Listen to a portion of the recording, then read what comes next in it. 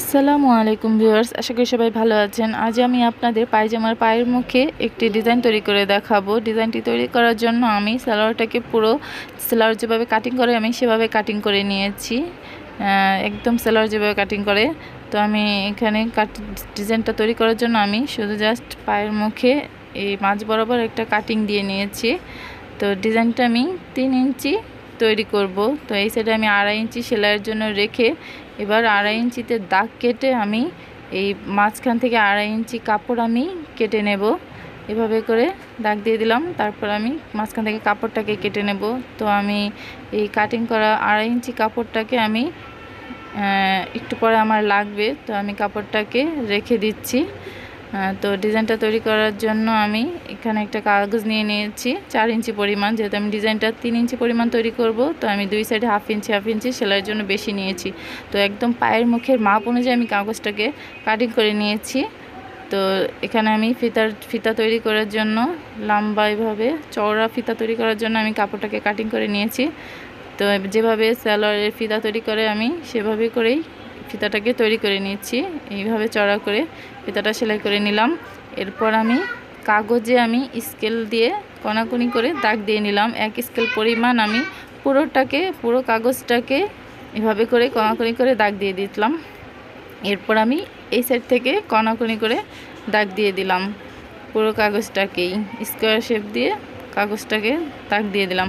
এরপর ওই ফিতাটাকে আমি এই কাগজের ওপর দাগের ওপর দিয়ে আমি এক সাইড সেলাই করে দিচ্ছি। কাগজের উপরে রেখেই আমি ফিতাগুলো সেলাই করে দিচ্ছি। এভাবে করে আমি পুরোটা কাগজেই ফিতাগুলো দাগ অনুযায়ী সেলাই করে দেব।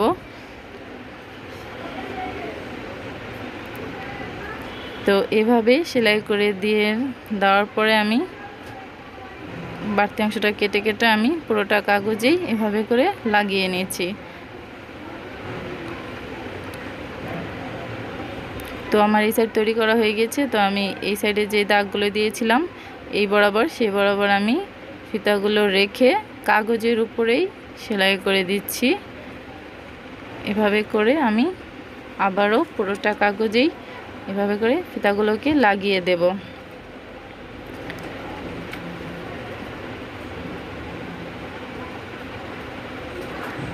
আমার ফিতাগুলো লাগানো শেষ হয়ে গিয়েছে। এবার আমি এটার চারো সাইড দিয়ে একটা সেলাই দিয়ে নিচ্ছি, যাতে ফিতার মাথাগুলো মানে আঁটোসাঁটোভাবে থাকে। পুরোটা ঘুরিয়ে সেলাই করে দিলাম।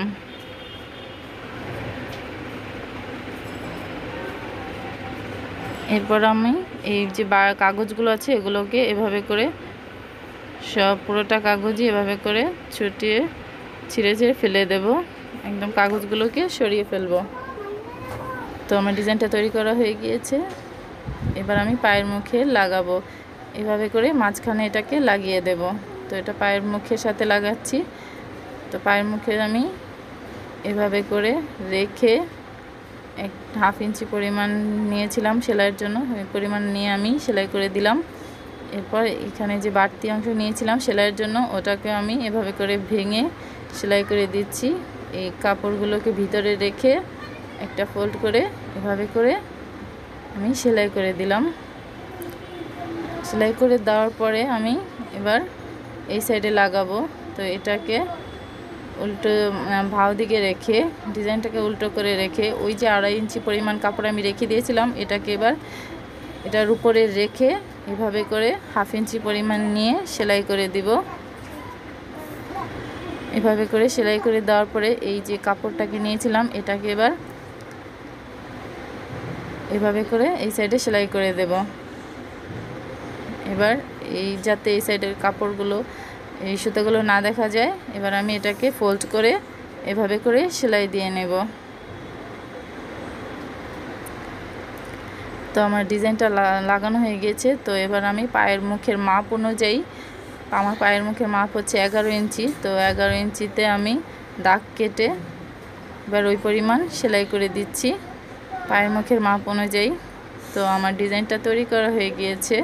ভিডিওটি ভালো লাগলে লাইক, কমেন্ট আর শেয়ার করবেন, আর আমার চ্যানেলটি সাবস্ক্রাইব করবেন নতুন নতুন ভিডিও পাওয়ার জন্য।